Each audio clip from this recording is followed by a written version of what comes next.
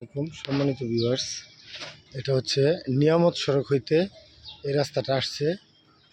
নিয়ামত সড়ক থেকে 100 ফিট বা 150 ফিট ভিতরে এই যে দেখতে পাচ্ছেন, এই পর্যন্ত সোলিং করা, ব্রিক সোলিংয়ের পর একটু কাঁচা রাস্তা সামান্য দেখতে পাচ্ছেন। আশেপাশের জমি নিচু, আর এটা কত উঁচু জমি, ট্যাক্স জমি। এখান থেকে আপনার 2.5 কাঠা জমি বিক্রয় করা হবে। এই যে জমিটা দেখতে পাচ্ছেন, এই বাড়ির উত্তর পাশ থেকে এই যে এই জায়গাটা, বাগান করা জায়গাটা, এই জায়গাটা বিক্রয় করা হবে। এখানে 2.5 কাঠা।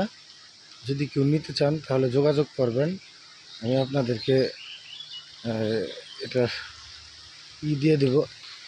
এই যে জমিটা হচ্ছে বিক্রি করা হবে। এখানে জমি পিছন সাইডেতে বিক্রি করবে মালিক, রাস্তা সরাসরি আপনাদেরকে রাস্তা দিয়ে দিবে।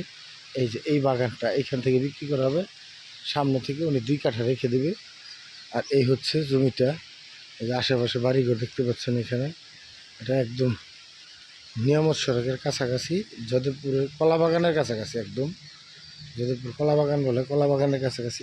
এই জমিটা বিক্রি করা হবে। আমি যেখানে দাঁড়িয়ে আছি, এইটা আপনার এই কাঁঠাল গাছ থেকে এই পর্যন্ত এই ঘরের সামনে দিয়ে 8 ফিট রাস্তা দেওয়া থাকবে। এই রাস্তা দেওয়া থাকবে। এই রাস্তার পাশে এই সামনে থেকে উনি, যে আমার মোটরসাইকেলটা দাঁড়ানো এখানে, উনি 2 কাঠা রেখে দেবে। এই গাছ সোজা এইখান থেকে এইখানে বিক্রি করা হবে 2.5 কাঠা। এবং উনি সরাসরি ওই রাস্তা থেকে এখানে একটা রাস্তা দিয়ে দিবে, মানে ওনাদের জায়গায় এটা পুরাটা উনি সামনে থেকে 2 কাঠা রেখে দেবে। একই দাগের জমি রেখে দিবে। যে আমি যে হেঁটে যাচ্ছি, এটা রাস্তা হবে।